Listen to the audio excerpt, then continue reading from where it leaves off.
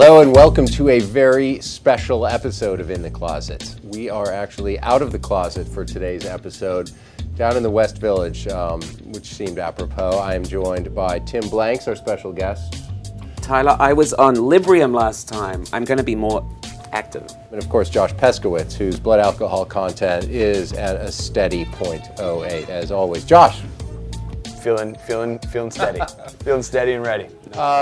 The big news, other than the fact that we're at the Charles Restaurant, thanks to everyone here for hosting us, is Fashion Week, and the season of Fall 09 is officially over. Tim, talk to me. What do you think? I was impressed by Paris. I thought Comme des Garçons was brilliant. I mean, starting with the shoes, which are just completely crazy. Like leopard spot, jewel buckled slip-ons. There's a sort of to hell with it quality to it.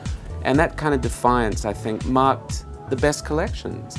You even see it here, like in Ducky Brown. They were observing the mood, because there was a very big protective component in their clothes, but at the same time, they just pushed it and thought, to hell with it.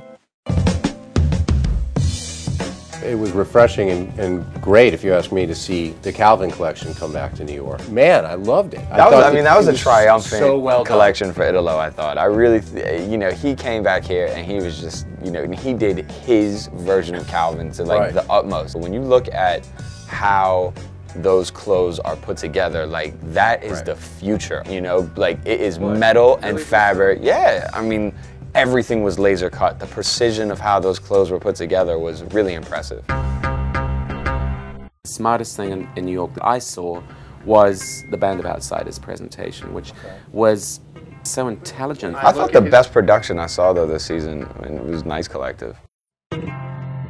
And the fabrication was amazing. Mahara, some of those you just don't see that in New York. Simmons too. Raph was amazing. There was a lot of Dublin though this season. There was a lot of you could see people. Lots of reversible. A lot of reversible. Adam Kimmel did some of those great pieces. A lot of added, stuff that doubled, looking like value added. That you're getting more bang for your buck. I thought that was quite sweet.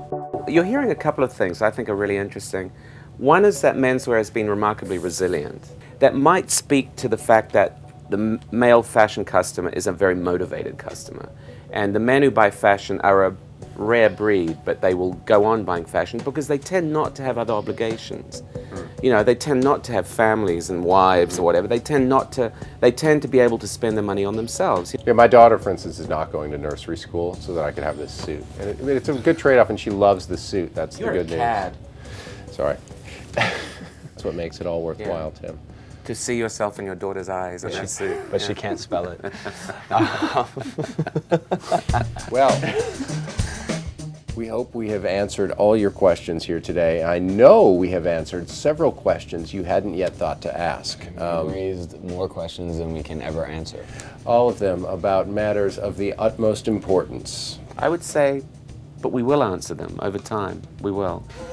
You need to drink some. It's like third bottle of wine today. Nothing. All right. Well, let's go grab breakfast, guys. Thanks.